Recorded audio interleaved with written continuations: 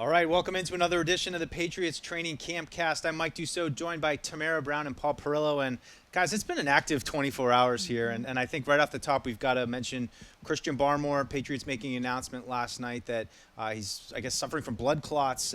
Significant issue. We've seen this happen in the past with athletes, but it seems like Christian Barmore's status is now kind of being put on hold for the indefinite future, which is just a big blow, I think, to the defense. And, of course, you want Christian to be healthy. That's the biggest thing. But we talk about the team here. Tamara, this is a big blow any way you cut it. He's an important young player. He's very important. I feel like 2 days ago I was just saying, wow, this guy has the caliber to make it to the Pro Bowl this season. I was so excited for him, especially after his contract. And then looking at the depth, Mike, you're always someone who's bringing that up with this defense. There's no one behind Judon. There's no one behind Barmore that you think could play at his level. So I want him to be healthy. I want him to be out there. And I'm also thinking, who is going to step up and fill his shoes?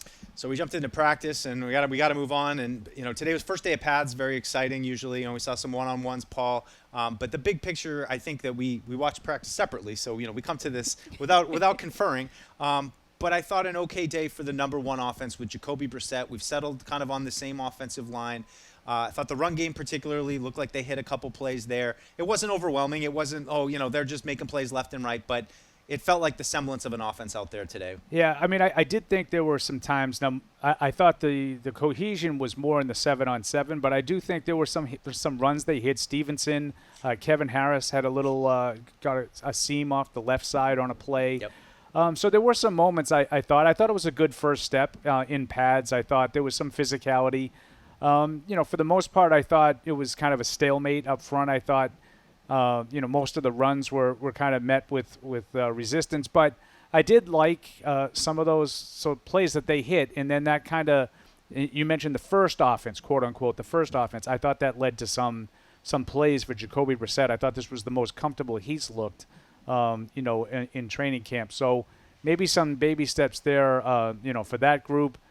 I think we'll get to the group that followed with Drake Maye wasn't as much, but yeah, some positive signs for Brissett. Well, let's jump right into it, Tamara. I mean, from my vantage point, it's just kind of a tough day for Drake Maye, and I thought there was, not a lot of protection up front. David Andrews was also missing from practice, so I think a little bit of the trickle-down effect at center might have affected that a little bit, but just not a lot of big plays. It seemed like Drake was kind of struggling today. Line problems, as I mentioned. What did you think of Drake's performance today? Yeah, I wasn't expecting another interception today. Obviously, it went to Duggar again, who seems to always be in the right place at the right time. It's going to be a tough one for him, especially if guys continue to go down or be missing from practice. But I do want to touch on Layden Robinson, another rookie who I thought flashed today on the offensive line. Haven't really heard his name much throughout camp, but today he had a great one-on-one against Dietrich Wise. So it's been interesting to see another rookie and how they continue to emerge throughout camp. Yeah, well, Paul, what about you? What was your take just kind of on that second offense with Maye? And again, they're rotating a lot of guys, especially like the wide receiver tight end position. So he's working with different bodies, but it just was clunky. I mean, just to me, I felt like, and this is kind of a continuation of what we saw a little bit on Sunday, I just felt like he was a little late with some of his reads. The double pumps he was starting to see too often, and some late throws to the outside, like where he looks unsure of himself. So, I mean, those are some things that he's going to have to clean up. And I sort of talked about this before camp started. What I want to see is, as camp goes on, something that I saw, say, on Monday or Tuesday, I don't see on Thursday or Friday. So we'll see how he takes that. I do think it was a little choppy today for him and his receivers. I thought he had a couple of guys that he sailed some balls on. It might have been others that weren't particularly open. So I think it's sort of a work in progress for the entire group. It's quarterbacks, receivers, it's the protection, it's everything. It's not just Drake Maye. And I do think when you're dealing with an artistic quarterback like Drake Maye, it's going to take some time for his wide receivers to learn him, especially as the plays break down. And that has happened a lot over the past couple of days. Just learning him, figuring him out, and knowing that the play is not over even when the pocket breaks up. Yeah, so we did have Caedan Wallace back on left tackle, Chukwuokorafor over on the right side. I was able to catch a little bit of the one-on-ones. I thought that Wallace did okay, held his own. A couple reps that I just saw going. It seemed like Uche got around him. Jennings, I thought he held his own. 54, Morgan, I thought he held his own. But these are things you kind of watch quickly, and it's just in a bubble. The one-on-ones are tough to gauge. I thought overall, it wasn't terrible today. I didn't think the offensive line, they had some breakdowns, obviously. But the bigger thing for me was the lack of discipline on offense in general. There were a lot of mistakes, a lot of false starts, a lot of pre-snap penalties. Talked to Austin Hooper about it afterward, and he just talked about, these are things that don't require talent. Yeah. Being able to stay on side. And it got to the point where Mayo sort of sent the whole offense running with 1 rep left. There was the very last set of 11 on 11s, and it was 4 plays for Brissett, 4 plays for Maye, and it was going to be 4 plays. And it was after the 3rd play with Joe Milton, he sent everybody running, and so that clearly tells you there was some frustration from the coach. Now, Hooper thought that was a really good sign from Mayo that, you got to get this stuff straightened out now, and you can decide. And Hooper had a colorful way to say it.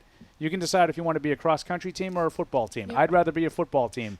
But if you're not going to do the things that you're supposed to do, you're going to at least be in good condition. Paul, and I like that he did that when Joe Milton had the ball. Because he could have easily been like, okay, well, this is our third string quarterback going in at third in for these reps, and he could have let it slide, but he didn't let it keep going, and he made them run during that. Yeah, and it felt like it kind of had built up. I mean, there'd been there was sloppiness throughout the day. There had to be 10 false starts today. False starts. There were a lot of laps run today. A lot of laps run, and a couple other housekeeping things. Of course, I didn't love seeing this. Jabril Peppers got banged up. Looked like he went over to the trainer's table, tried to come out and give it a go, looked frustrated, went back in.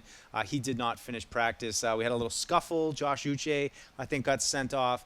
And probably the thing that most people are wondering about is, we're watching first padded practice. Matthew Judon comes out early before practice. He is not in pads. He's out to just, throw footballs to the fans like he usually does.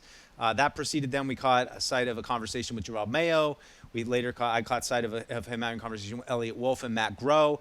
He ended up walking off the field. I didn't get a great vibe. It's hard to tell what was being said. We're not lip readers or anything like that, but it just doesn't seem like the, I think when we started camp, it was, I'm here, we're going to figure it out. And, it seems like maybe there's some sticking points or something because it seems like there's something going on there. Not Paul. a great sign. Absolutely. Yeah. It's not a great sign, and I just wonder, too, does it help when you're signing someone like Jabril Peppers like 48 hours ago?